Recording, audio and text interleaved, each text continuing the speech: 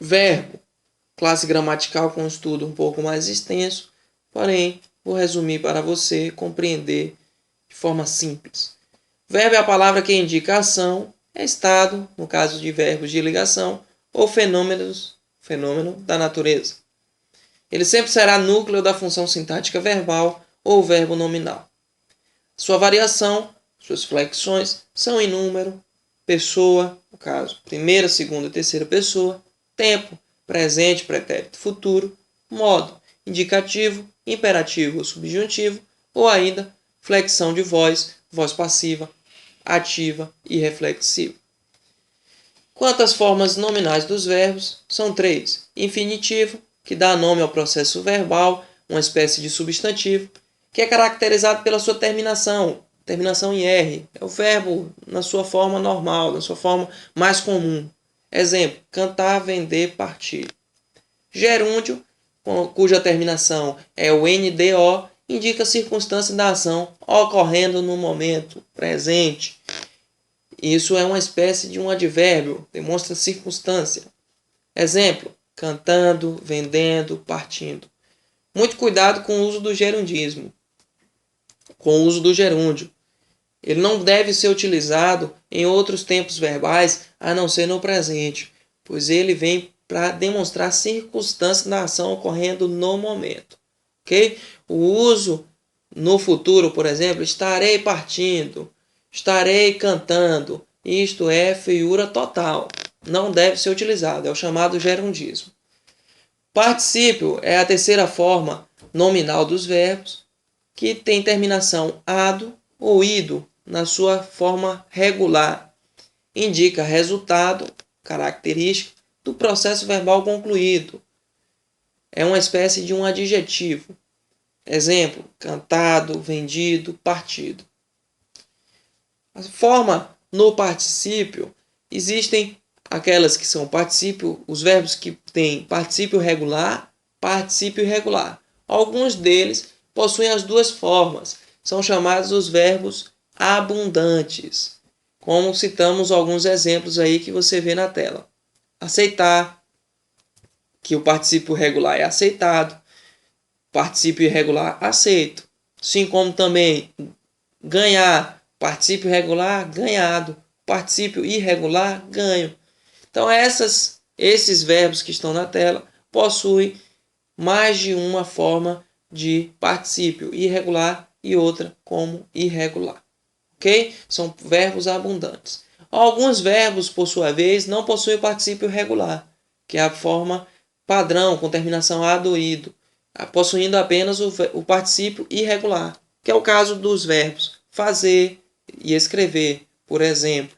Fazer no seu particípio irregular fica feito, não existe fazido. Escrever no seu particípio irregular fica escrito, não existe escrevido. Ok? É feiura total falar desta forma.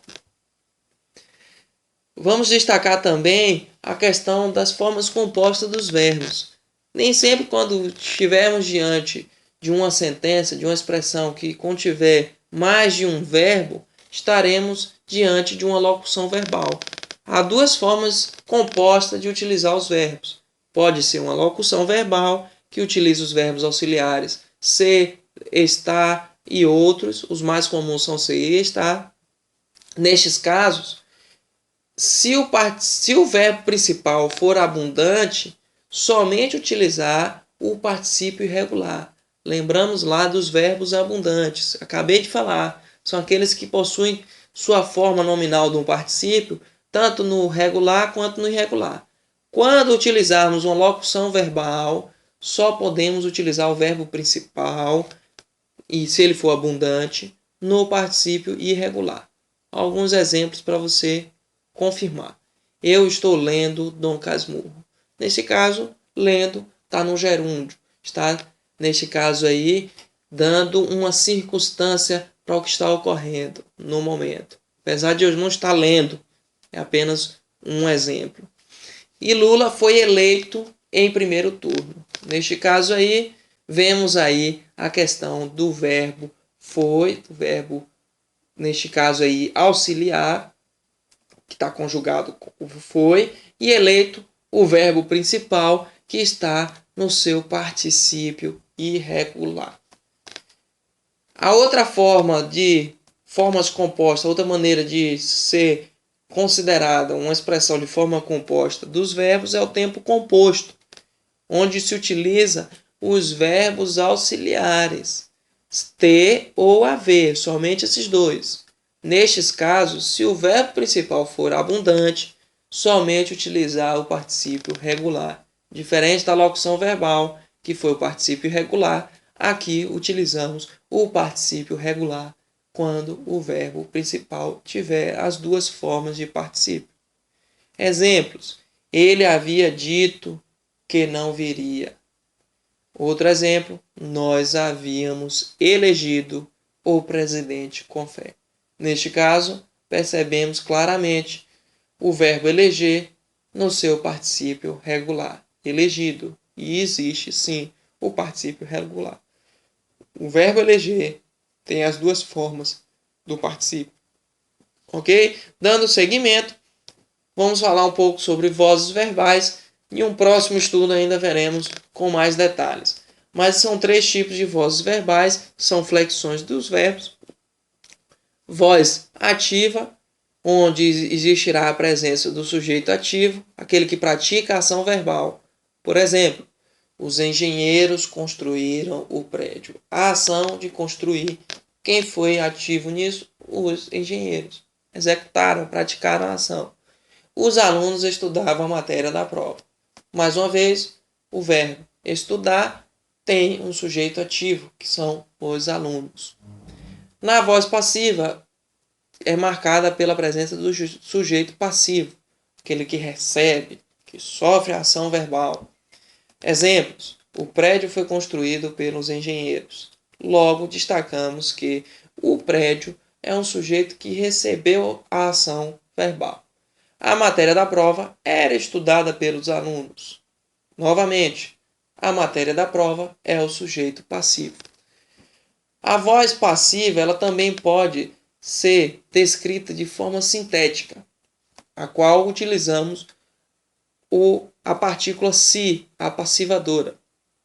Observamos na frase, como exemplo: o amigo será esperado por Ana. O amigo ele está na voz passiva. Se, analítica, que é uma forma composta. Se formos passar para a forma sintética, o passivo, a voz passiva sintética, ele ficará: esperar-se-á o amigo. Desta forma, destacamos aí a partícula se, que está apassivando a expressão, a sentença. A voz reflexiva é a terceira e última forma de flexão do verbo, de acordo com a voz, é onde estará presente o sujeito ativo e passivo, aquele que pratica e sofre a ação ao mesmo tempo, como no exemplo que fica claro e nítido.